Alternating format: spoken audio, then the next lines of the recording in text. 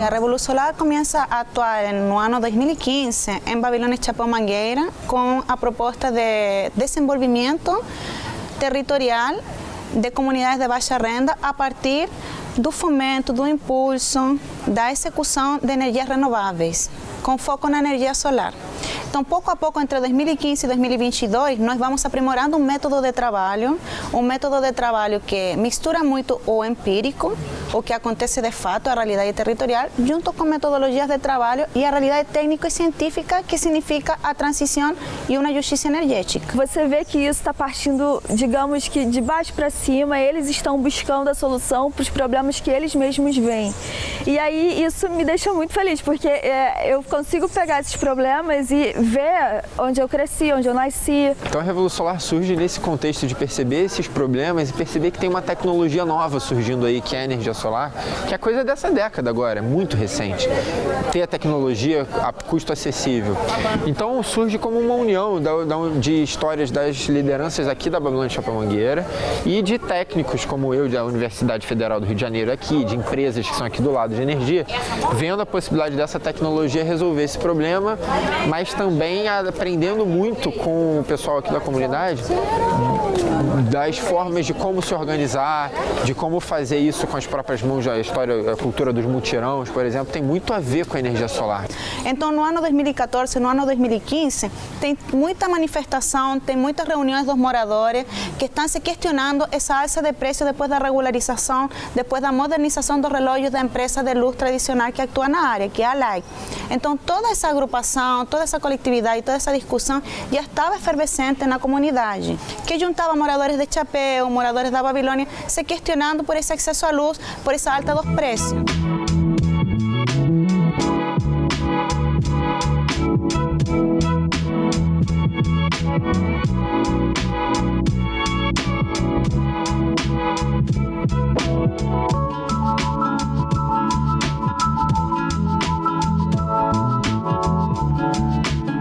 O benefício que tem a placa solar é para diminuir a conta de luz, ajuda no meio ambiente e também isso faz bem para a saúde, né? Pelo fato da diminuição do dióxido de carbono. Quando a gente pensa em gerar energia no próprio lugar de consumo, certo? A gente também está falando dessa transição energética e essa transição energética tem que ser mais conversada.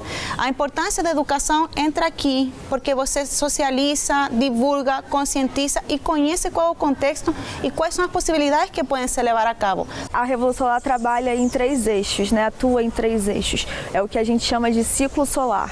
É na educação ambiental para crianças e adolescentes, para a formação profissional, que de fato forma instaladores, e são esses instaladores que participam do programa de energia sustentável, né? Instalam essas placas solares. A Revolução Solar, quando trabalha o ciclo solar, trabalha a instalação das usinas solares, trabalha a formação técnico-profissional e trabalha educação e cultura, entendendo de que a mudança não existe quando você simplesmente instala um painel solar. A mudança existe quando você instala um painel solar e conscientiza, tem a visão de que isso é uma transição energética e isso se transforma na cultura. Uma cultura que implementa não apenas a sustentabilidade para a sobrevivência, mas também que é uma mudança de fato.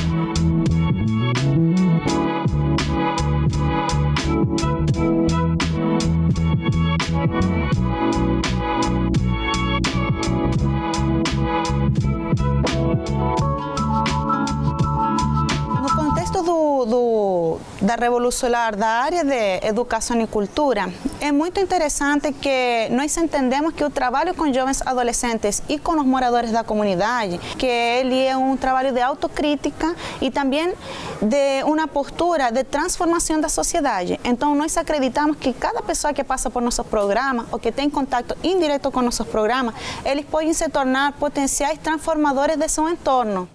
Então a gente está querendo, desde novas, que elas entendam toda essa necessidade que a gente tem, porque desenvolvimento sustentável já é uma necessidade, não é uma escolha mais. Apesar de terem muitas necessidades mais básicas, como água, comida e tal, ninguém vive sem energia hoje. Você não tem comida, você não refrigera uma comida sem energia. Você não tem acesso à água sem energia. Então todo mundo precisa de energia, não tem como. Então todo mundo precisa. A questão é que alguns, pelo preço inacessível, acabam indo para a ilegalidade. O que é um grande mito de que, primeiro, que está todo mundo aqui no Gato. A gente vem mostrando todo ano com pesquisa que não é verdade. A maioria dos moradores da Babilônia Chapéu Mangueira pagam sim pela energia, pagam caro por uma energia ruim. Esse problema de acesso à energia desde que a Light entrou, a Light é a empresa de energia que entrou aqui na favela em 2012, talvez um pouco antes, porque começaram a aumentar os valores, os preços da energia de forma abismal, de forma absurda. Nós tivemos pessoas, por exemplo, que pagavam já depois de 2 anos, 3 anos que a Light estava aqui, R$700, R$800, num país que tem um salário mínimo naquela época era de R$800. Olha, eu descobri esse projeto através de uma vizinha e desde o começo eu participo e sinceramente eu estou gostando muito, porque diminuiu bastante a minha conta de luz, né? Que diminui na luz, você pode comprar o gás, ao preço do gás, entendeu? Então, eu acho que ajuda muito. Eu tenho certeza que ajuda muito. Aí eu me sinto feliz, realizada, fazendo parte de um projeto que eu acho que é o futuro do mundo, né?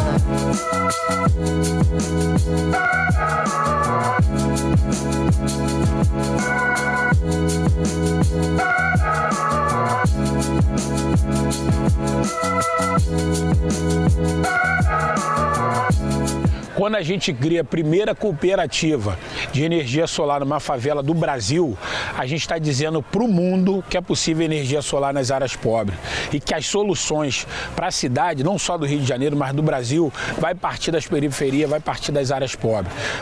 E em relação à cooperativa, além de toda a questão desse empoderamento que eles tiveram, de conhecer as suas próprias contas, de buscar os seus direitos, mas também a questão da economia na conta, que a gente vive num momento super difícil e a gente sabe que isso é importante. E nossa meta, de fato, é ser sempre mais autônomos dessas empresas que lucram de forma criminal, a gente pode dizer assim, porque cobrar esses valores para quem tem essas condições sociais é um absurdo, é um crime. Que quando a gente fala de sustentabilidade, de energias limpas, a gente também fala de desenvolvimento socioterritorial.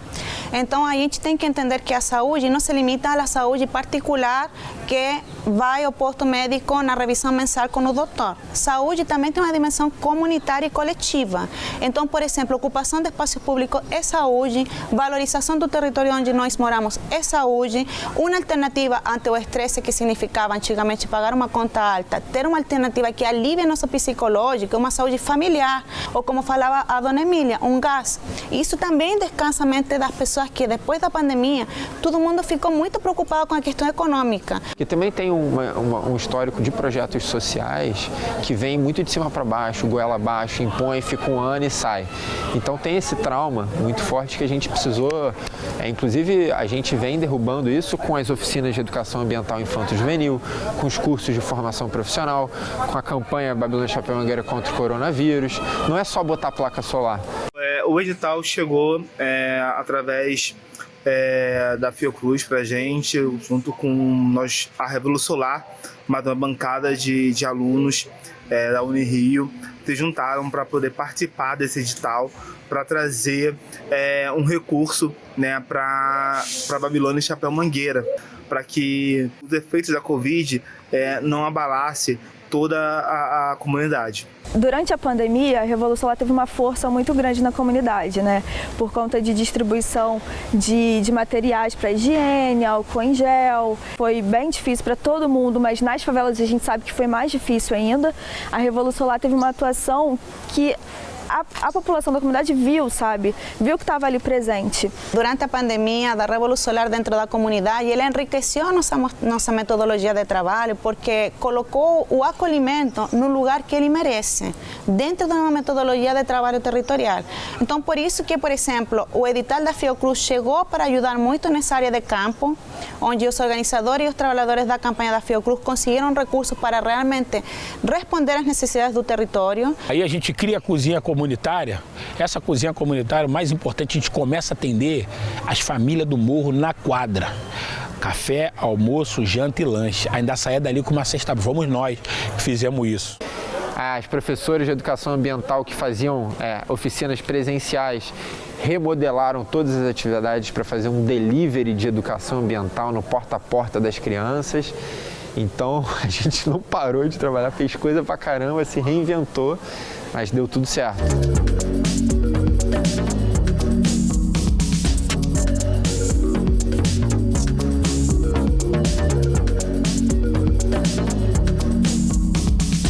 O pessoal que está assistindo aí, quer participar dessa Revolução Solar, quer fazer acontecer no seu local, pode entrar em contato com a gente em todas as redes sociais, só botar Revolução Solar lá que a gente conversa.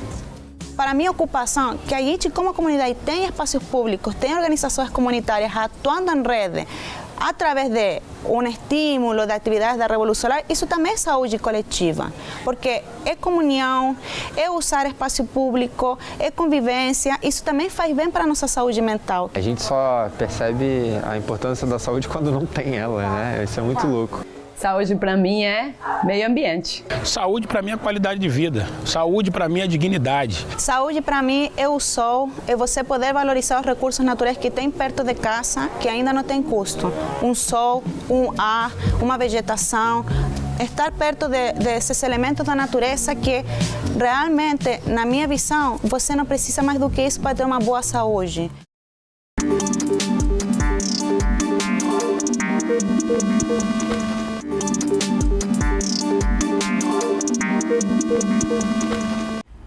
Sigo nessa passarela atento, vejo verde, esperança, avisto morro, favela. Te chamam de gigante, mas às vezes tu te tornas tão pequena.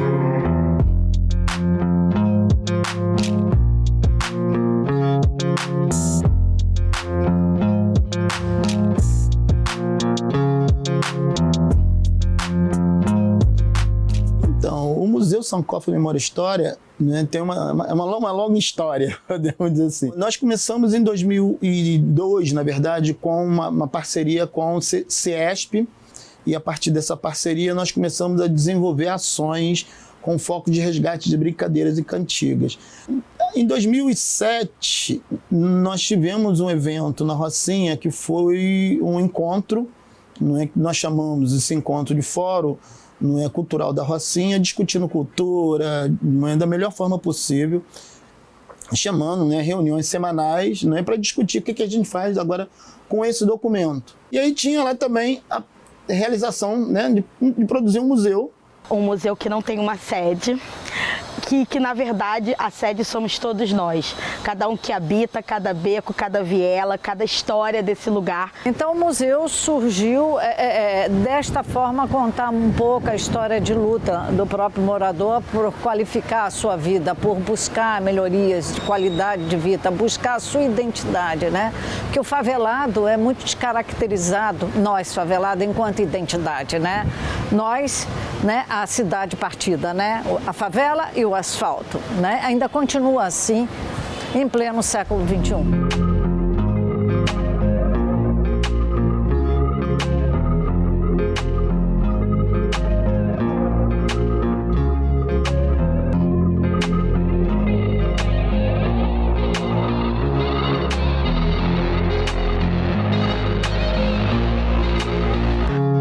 Mas o Sankofa tem a simbologia de um pássaro mítico, tem a cabeça para trás e os pés para frente.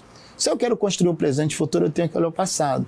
E é justamente nessa tônica que a gente fala do museu. Então, que passado é esse? É um passado de luta, de mobilização, organização e direitos básicos. Foram várias discussões, né, para contar um pouco a história nossa da Rocinha, que ela já vinha de alguma forma sendo retratada em jornais, tipo o Jornal Tagarela, que contava um pouquinho da história.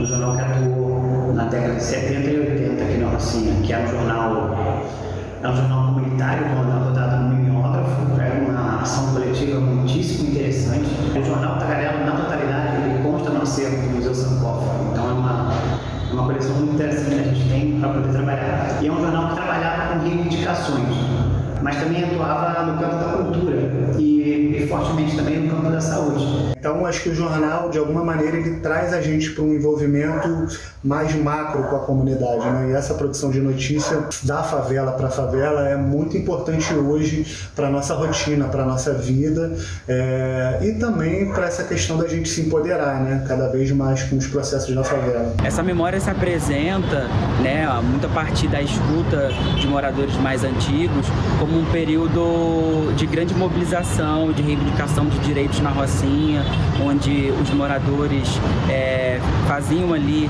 né, aos finais de semana, a limpeza das valas. Já que a Rocinha não tem saneamento básico, não tem água tratada, vamos começar a nos mobilizar e exigir isso de forma organizada.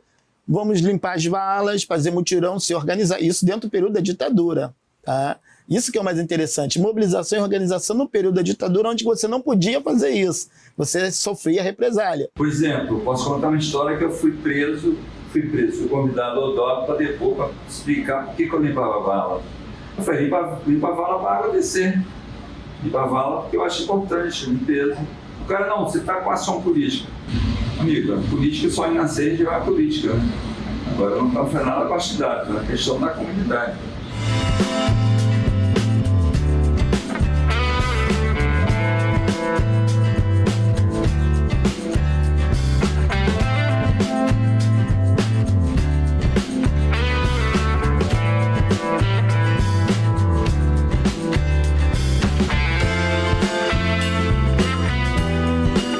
A Rocinha tem um museu, onde é? Então as pessoas procuram um museu físico.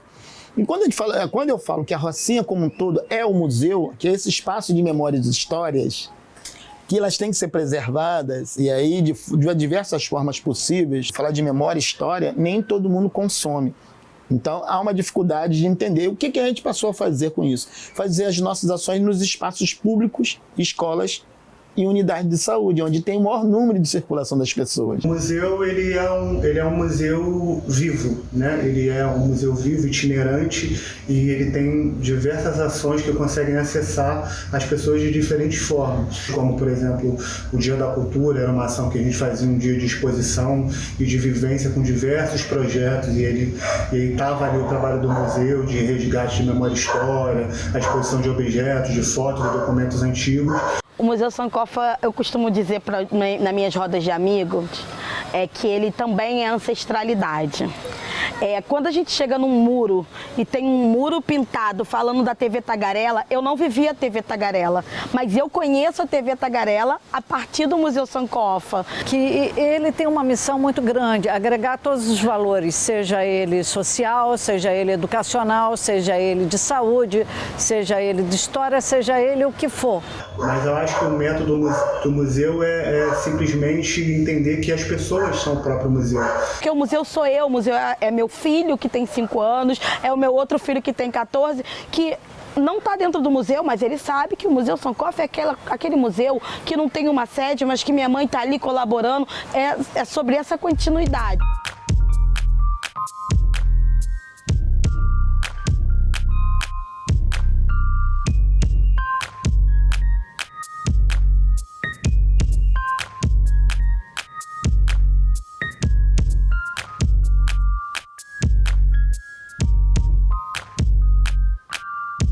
O Museu Sankofa tem feito uma atuação muito significativa em torno do enfrentamento da pandemia, quando traz em si, né, quando traz à tona essas memórias do que representou a campanha de vacinação dos anos 80 e 90. Né? Eu acho que as ações do museu, assim como de outros coletivos, elas foram muito importantes e foram nessa direção. O museu foi muito para essa questão histórica, de mostrar que a gente já teve momentos em que a gente precisou se organizar e ter ações coletivas importantes para poder passar por aquele momento. A gente teve a luta para a gente ter um posto de vacinação, a luta pela vacina, teve as lutas pela passarela. Então esse momento da pandemia foi também um momento de luta e de organização nossa, né? Eles estavam sempre falando com a gente, mas nessa época eles iam muito nas casas fazer visitação.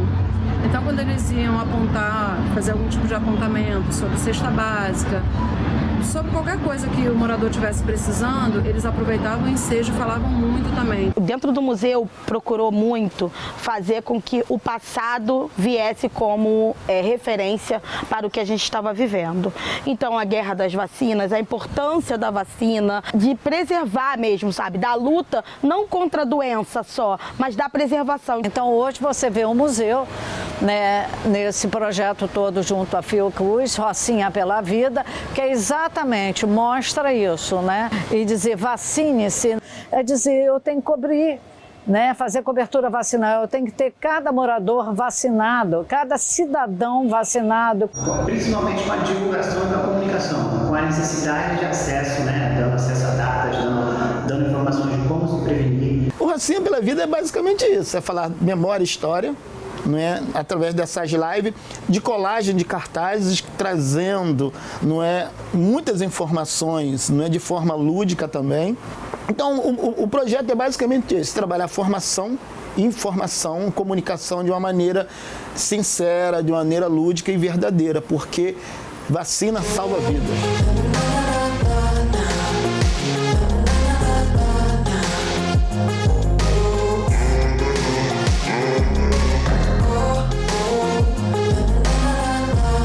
Espero para o museu que a gente consiga consolidar um espaço físico de exposição permanente.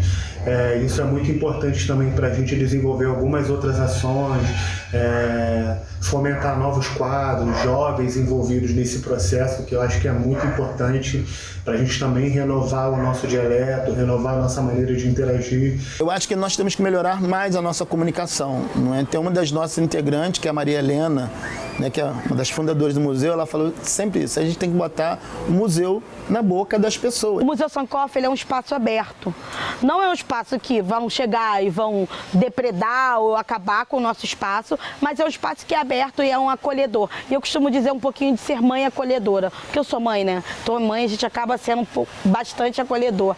E o Sankofa, ele é bem acolhedor. Acredito muito, né, que o Museu Sankofa, ele só tende a crescer, né, a sua mobilização, a sua forma de estar atuando aqui na favela da Rocinha. Eu acredito que agora a grande estratégia é que a gente possa fazer um diálogo, né, entre favelas, periferias, subúrbio, entendendo que somos a grande massa que movimenta essa cidade e que tem uma capacidade enorme de produzir transformação.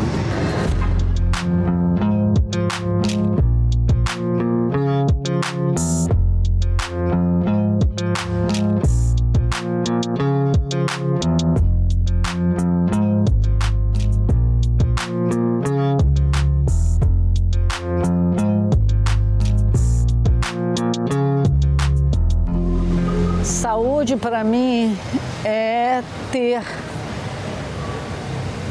identidade. Para mim, começa pelo bem-estar social, prevenção. É ter trabalho.